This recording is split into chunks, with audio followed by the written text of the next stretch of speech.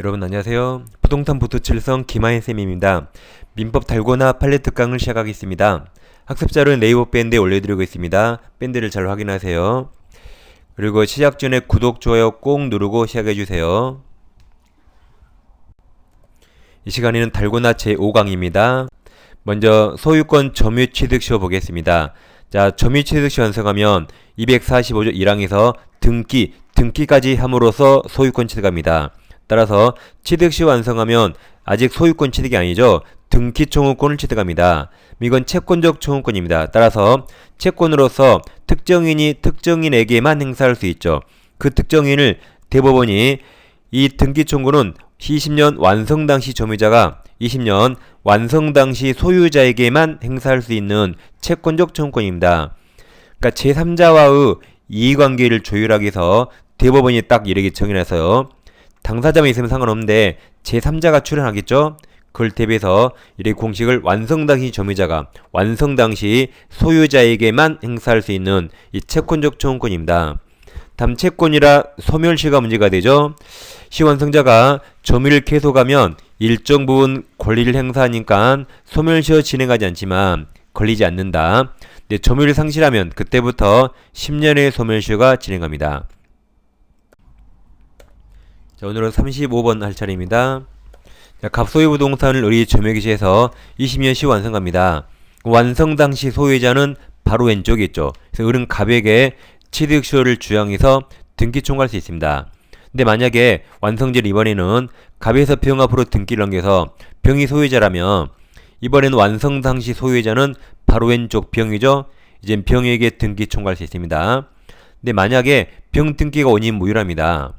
이때는 다시 완성 당시 소유자는 병이 아니죠. 그러니까 병을 상대로 할 수 없고 이제는 갑이 소유자죠. 그래서 갑에게 청구하는데 그 물권자 갑을 대유해서 이걸 말소해야겠죠. 그리고 갑에게 청구할 수 있다. 그러니까 바로 왼쪽 사람을 찾으면 됩니다. 그럼 이번에는 우리 취득시 완성했지만 시효 완성 이익을 포기할 수 있죠. 즉 나는 소유권 취득할 수 있더라도 20년 점유한 걸로 만족하고 그냥 떠날 수 있죠. 이렇게 시효이익을 포기할 수 있습니다. 이건 이기시 이만큼 이익 안 돼요. 포기할 수 있죠? 그럼 누구에게 포기해야 되죠? 이것도 진짜 소유자, 무효등기 명의인 병이 아니라 진정한 소유자, 갑에게 포기해야 됩니다. 항상 바로 왼쪽 사람. 36번입니다. 이제 갑소유 부동산을 을이 점유개시에서 20년 시완성합니다.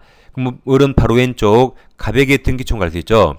근데 하지 않고 있다가 시완성 후 제3자 병 앞으로 소유권이 넘어가면 이제 병은 완성 후 소유자라 을은 오른쪽 사람한테 못합니다. 그러니까 을은 왼쪽한테 해야 돼요.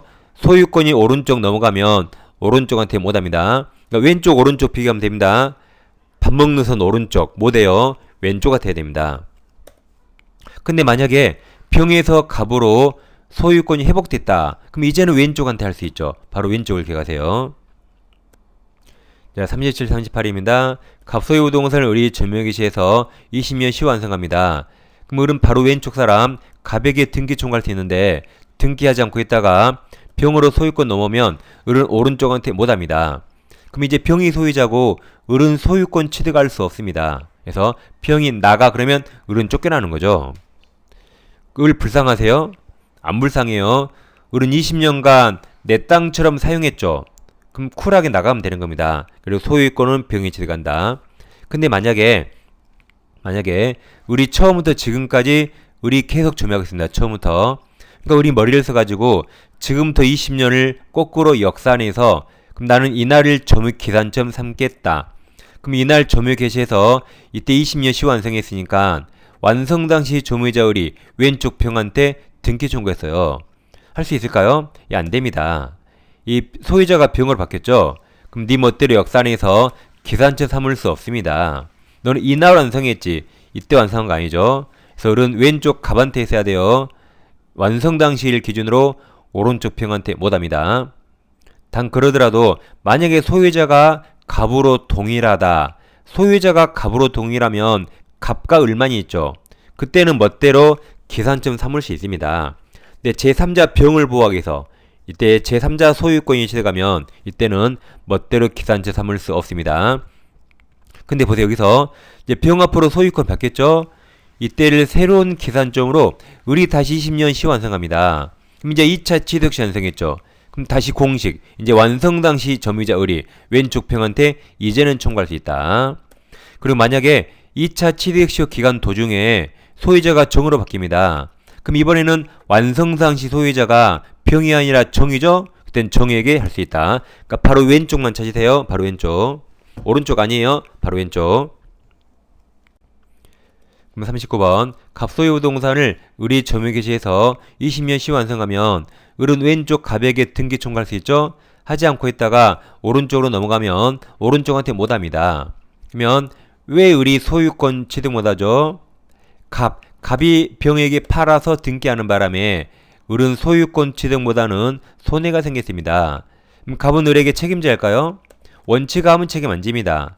왜냐하면 갑은 을의 시효 완성을 알았을까요? 몰랐겠죠. 만약에 을이 내 땅 점유한지 알았다면 진작 쫓아냈겠죠. 갑은 모르고 있는 겁니다. 그리고 시효 완성도 모르고 있어요. 그러니까 갑은 시효 완성 후 내 걸로 알고 팔 수 있죠. 내 부동산 팔 수 있죠. 그래서 병이 소유권 취득하더라도 원칙 갑은 을에게 아무 책임지지 않습니다. 근데 예외적으로 을이 시완성하고 을이 취득시효 완성을 원인으로 갑에게 등기 청구한 적이 있어요. 갑도 알았네요. 갑은 어쩔 수 없이 을에게 등기를 넘겨야겠죠. 근데 그걸 알고도 에이라 엿먹으라 병에게 팔아버립니다. 이때는 책임져야 돼요. 이때는 고의로 팔았죠. 이때는 불법행위 책임집니다. 채무불이행 아니에요. 갑과 을 간에는 채권 채무 없습니다. 갑과 을이 무슨 매매 계약했나요? 갑과 을은 채권 채무가 없고 245조 법률 규정에 따라 등기 청구하는 거죠. 그러니까 여기서 갑이 고의로 알고 팔아도 불법행위 책임지고 채무불이행이 아닙니다. 이거 두 개 구별의 시험에 나옵니다. 그 다음 이제 공의로 오십니다. 이제 공임을 처분 변경인데 이걸 갑과 을이 공유하는데 갑집은 3분의 2, 을집은 3분의 1입니다. 근데 여기서 갑이 을동의 없이 병에게 전부를 공임을 전부를 매도하고 병에게 전부 이전 등기합니다. 그럼 을동이 없잖아요. 그래도 매매 채권행위는 전부 유효죠. 타인 권리의 매매 유효죠. 하물며 갑이 지분이 있으니까 채권행위 전부 유효. 근데 병 앞으로 한 등기는 처분행위거든요. 그럼 처분행위는 처분권이 있어야 되죠. 을동이 없으니까 갑이 처분했죠. 그럼 갑 지분만큼만 유효. 그리고 을지분 3분의 1 무효가 됩니다. 그러니까 을도 병 등기를 전부 말소 청구할 수는 없어요. 병 등기 3분의 2 유효죠. 을은 3분의 1만큼만 말소 청구할 수 있습니다. 다음 사실론 공유물 관리입니다. 자, 이걸 갑과 을이 공유하는데 갑이 과반수고 을이 소수입니다. 여기서 갑이 을동의 없이 공임을 전부를 병에게 임대차합니다. 그럼 병은 과반수권자에게 빌렸으니까 전부 척부하죠. 그럼 자, 병은 을 얼굴 몰라죠? 병은 갑에게만 인사합니다. 차임, 월세도 갑에게만 줘요. 병은 을 얼굴 모릅니다. 따라서 소수 지분권자 을은 병에게 어떠한 청구도 못합니다. 병 점유 적법이잖아요. 그래서 을은 내 동의 없으니까 나가라고 인도 청구하거나 또는 점유 배제 청구할 수 없다. 그러면 3분의 1 자기 지분만큼 차임 상당의 부당이득 반환 청구도 할 수 없습니다. 병은 을 얼굴 모르죠? 근데 을이 돈 달라 그래요. 그거 보이스피싱이에요. 그래서 을은 병에게 어떠한 청구도 못합니다. 병은 갑에게만 월세 줬죠? 그럼 을은 갑에게 월세 받으면 됩니다. 그럼 손해 없죠? 그러니까 병 얼굴 모르니까 병에게 청구하지 마. 이런 취지죠? 그 다음 공임을 보전입니다. 이제 갑을 병이 공유하는데 갑이 과반수고 얘들이 6분의 1씩 소수입니다. 근데 여기서 소수 지분권자 을이 공임을 전부를 점유합니다. 갑 동의 없이 과반수 동의 없이 무단으로 점유해요. 자, 그럼 여기서 을 점유는 전부 위법합니까? 아니면 자기 지분 6분의 1만큼 유효입니까? 6분의 1 유효입니까? 그게 아니죠. 이거 전부 위법합니다. 공유물을 지분만큼 마음대로 사용할 수 없습니다. 만약에 을이 갑동의 없이 자기 지분만큼 6분의 1만큼 공유물을 마음대로 사용할 수 있다고 가정하면 갑은 왼쪽 그림처럼 갑은 자기 마음대로 제3자에게 임대차 할 수 있잖아요. 근데 6분의 1을 을이 사용하면 임대 못하죠. 따라서 지분만큼 사용할 수 없어요. 공유물을 조금만 사용하더라도 무조건 과반수 동의 얻어야 됩니다. 그러니까 예를 들면 전부 위법이에요. 그럼 전부 위법하니까 또 다른 소수 지분권자가 인도 청구할 수 있을까요? 원래 있다 그랬는데 작년에 없다라고 판례가 바뀌고 이미 시험이 나왔습니다. 병도 소수니까 니까지 것이 인도 청구 못해요. 대신 니까지 것은 지상물로서 해달라고 방해배제 청구권 행사하면 충분히 보호됩니다. 니까지 것. 그래서 오바지마 인도 청구 못한다고 판례가 바뀌었습니다. 다음은 43, 424입니다. 자, 아직 시험이 안 나왔죠? 자, 비법인 사단이 총유물에 관한 매매계약을 체결한 것과 비법인 사단이 타인 간의 금전 채무를 보증한다. 둘 중에 어떤 게 총유물 처분일까요? 둘 중에 어떤 게 총유물 처분이에요? 위 거, 아래 거? 그러니까 우리가 눈치라도 있어야지. 자, 총유물 처분 있으면 지금 빨강색 총유물 써있잖아요. 그러니까 이게 총유물 처분행위죠. 예를 들어서 여러분 주위에 무슨 이씨 건물 본 적 있어요? 그런 게 비법인 사단이죠. 무슨 김씨 선산이 있죠. 만약에 무슨 이씨 건물 총유물을 매매계약 체결하면 매매를 이행해야 되죠. 그럼 건물이 넘어가죠. 그러니까 이건 총유물의 처분행위인데, 두 번째 거, 비법인 사단이 타인 간의 금전 채무를 보증했다. 이거에 무슨 총유물이 어떻게 넘어간 거 아니죠. 총유물 처분이란 총유물 그 자체 행위입니다. 이건 그냥 단순한 채권 처분입니다. 이건 단순한 그냥 채권 관계지 이게 총유물 처분은 아닙니다. 그래서 밑에 43번 있죠. 자, 비법인 사단이 총유물에 관한 매매계약을 체결한 것은 총유물 처분인데 44번 자, 총유물 관리 및 처분이라면 총유물 그 자체, 그러니까 선산, 건물 그 자체에 관한 이용 계량행위나 법률적 사실적 처분행위를 의미한 것이므로 비법인 사단이 타인 간 금전 채무를 보증했다. 그건 단순한 그냥 채권 채무 부담 행위입니다. 아직 둘 다 시험이 안 나왔어요. 올해 나올 겁니다, 이제. 45번. 이게 갑소유 부동산이 있는데 지상권 을이 있습니다. 근데 을이 갑에게 지료를 1년 연체하고 여기서 소유자가 병으로 바뀝니다. 그러니까 을이 양수인 병에게 또 1년 연체했다. 이것을 자 뭐라냐면 지료지급 연체가 토지소유권 양도가 지금 동그라미 4번이죠. 전이 동그라미 3번, 후가 동그라미 5번. 그러니까 다시 을의 지료지급 연체가 토지소유권 양도 전후에 걸쳐 이루어졌죠. 그러면 양수인은 이거 합산해서 2년이니까 지상권 소멸 청구할 수 있나요? 안 되는 거죠. 동그라미 3번은 갑과 을 간의 채권 채무고 양수인 병에게 2년이 돼야 소멸 청구할 수 있다. 그래서 양수인에게 2년 되지 않으면 합산해서 못합니다. 46번 갑부동산이 있고 지상권 을이 있는데 이게 지상권 유상도 가능하죠? 그럼 지상권 유상인데 자, 당사자가 갑과 을이죠. 그럼 계약 당사자 갑과 을은 지상권이 유상이라고 등기하지 않더라도 지료 청구할 수 있습니다. 유상이라고 주장할 수 있다. 근데 여기서 1-라고 1번 지상권을 병이 이전받아요. 그럼 병은 지상권 계약 당사자가 아니라 제3자죠. 그럼 갑은 유상을 주장하려면 이걸 등기했어야 돼요.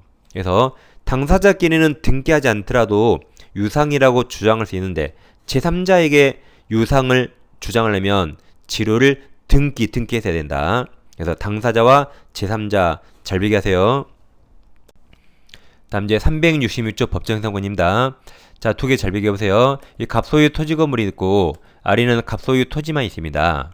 그러면 여기서 토지만 저당권이 나오고 토지만 저당권이 나와요. 그럼 여러분이 저당권자 A라면 어떤 토지에 돈 많이 빌려줘요? 나대지죠.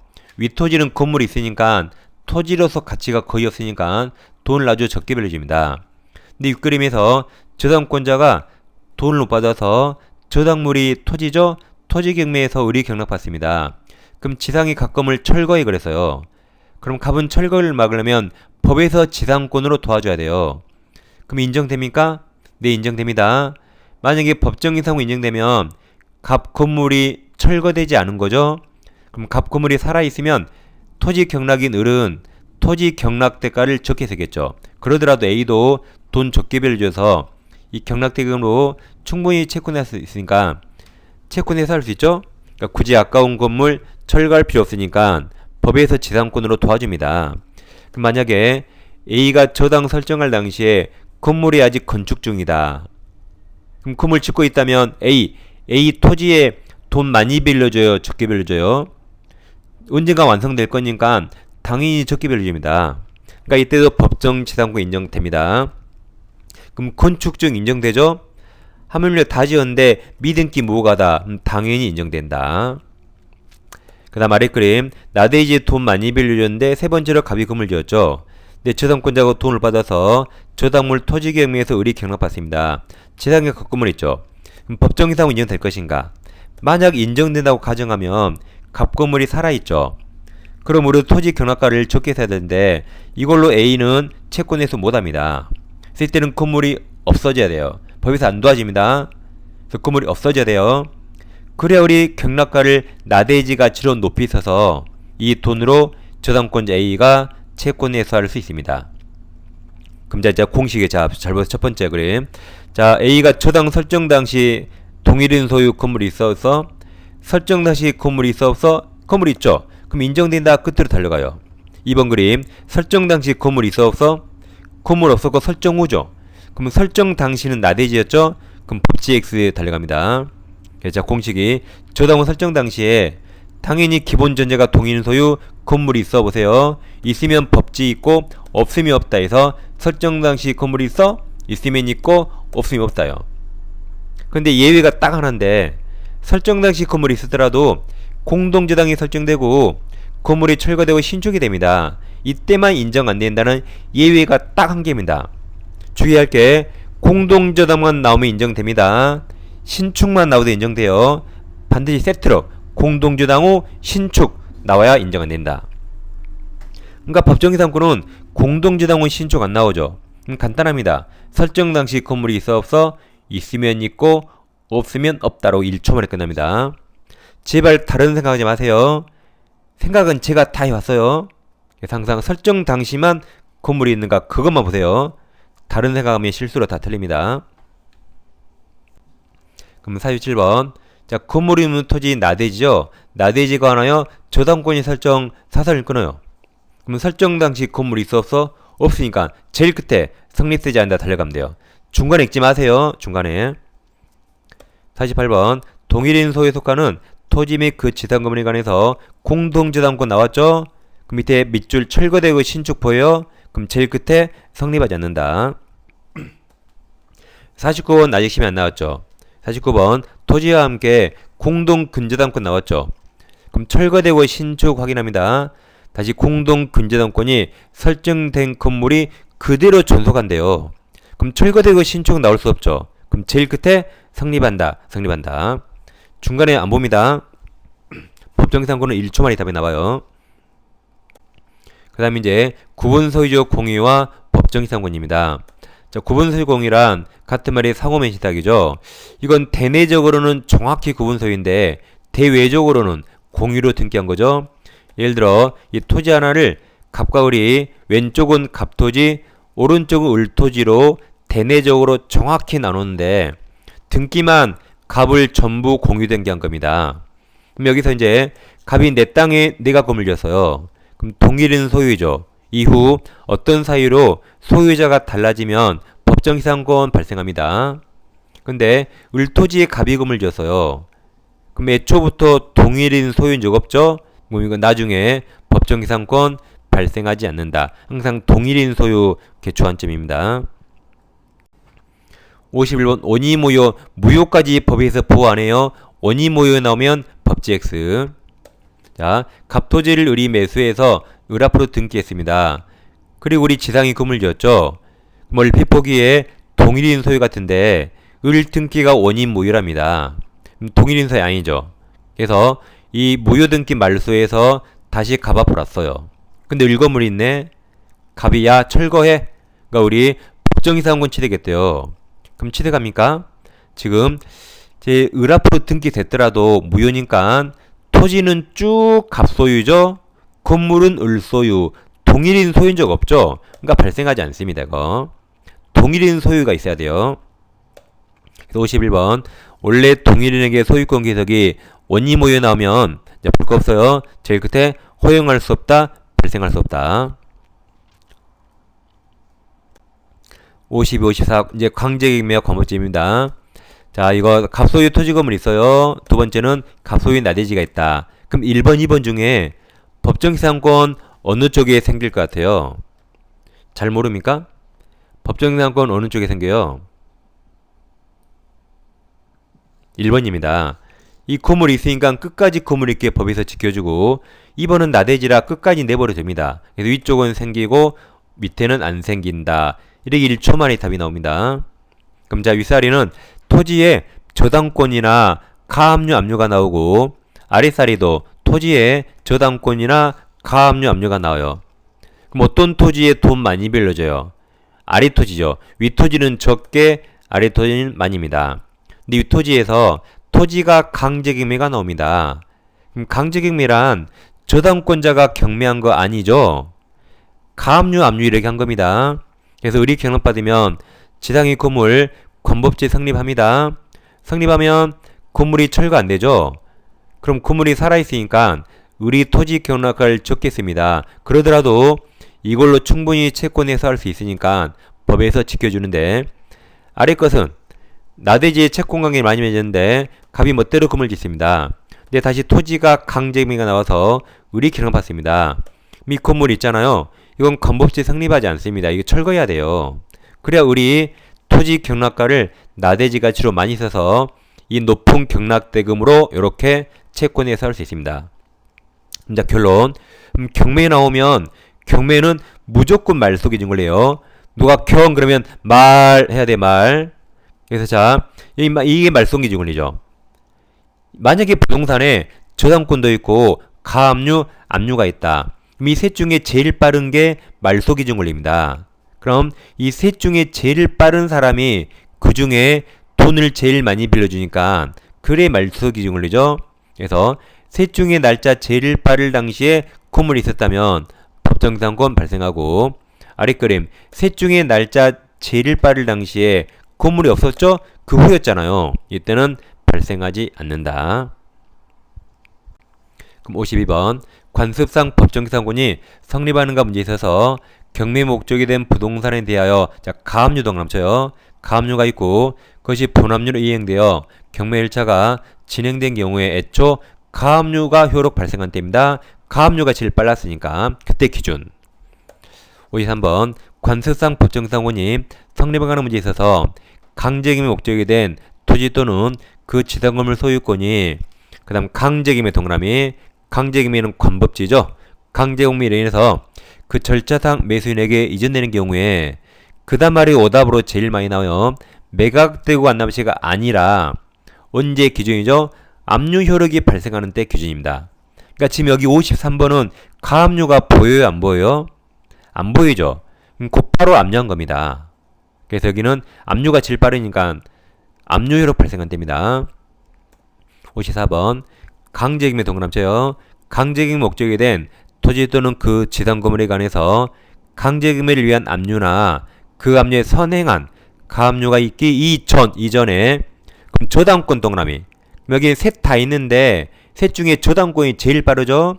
저당권이 설정되어 있다가 그 후 강제경매로 인해 그 저당권이 소멸한 경우에 밑줄이 나옵니다. 저당권 설정 당시에요. 설정 이후 틀립니다. 설정 당시 기준. 저당 설정 이후는 가압류니까 틀렸죠. 저당권이 제일 빠르니까 저당권 설정 당시를 기준한다. 이 시간에는 지금 물권법 하고 있죠. 물권법 판례가 많고 시험이 많이 나오니까 잘 정리하시면 되겠습니다. 자, 다음 시간에 이어서 찾아뵙겠습니다. 감사합니다.